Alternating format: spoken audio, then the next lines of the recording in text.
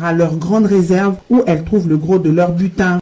De la saleté, oui, à vos yeux, mais moi en tant qu'ingénieur, mais aussi entrepreneur, c'est déjà de la matière première. Je vois vraiment une matière qui peut m'aider à transformer, mais aussi à arriver à trouver les produits. De retour chez sa grand-mère où elle a monté son atelier de fortune, Marie-Laure Lumami Mukonga rassemble tout le matériel de travail.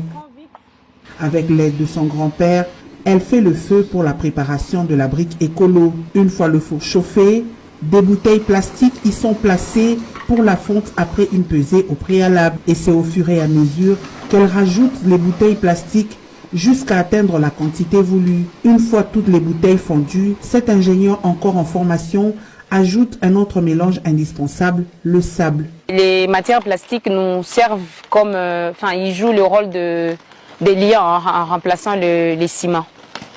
Et comme ajout, il nous a juste fallu une petite quantité, en tout cas de rien du tout, c'est presque 1% de sable. Démouler la brique écolo, déjà plus résistante comparativement à celle en bloc ciment, serait surtout adaptée à tout type de construction. Cette brique écolo à base de déchets plastiques servirait pour des grandes structures déjà à ciel ouvert ou des R5, R7, parce que cette brique elle pèse moins que la bloc ciment. La bloc ciment elle pèse 12,2 kg. 8 kg pardon. Et la nôtre elle pèse 6,11 kg. Mais deuxième aussi pour des terrains qui sont par exemple, vous pouvez construire dans l'eau.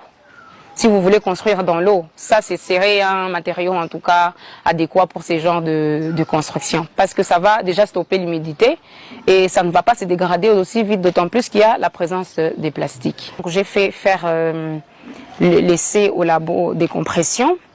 Donc celle en bloc ciment nous donne une résistance en mégapascal de 8,109. mégapascal et celle-ci en déchets plastiques nous donne 11,107 mégapascal. Ça veut dire que la nôtre elle a une résistance à la compression plus supérieure par rapport à celle en bloc ciment. De quoi nourrir Marie-Laure de quelques objectifs pour sa vie. Moi, quand j'ai commencé les études d'ingénieur, je me suis fixé un objectif qui est celui de faire un quartier. Où je serai moi-même qui proposerai les plans, les matériaux utilisés. Un quartier que je vais construire avec ces genres de briques. Je pense que ma première maison, moi, si je peux construire, peu importe qu'elle soit d'une chambre ou deux, ce serait avec ces matériaux-là. C'est de cette façon que Marie-Laure Mukonga compte assainir la ville de Lubumbashi, envahie à ses jours par toutes sortes de déchets plastiques. Une idée qui prend forme après 2 ans de recherche. L'accompagnement adéquat pourrait donc aider cette fille au talent hors du commun à améliorer ce travail dont elle est fière et passionnée. Les amis, les Congo.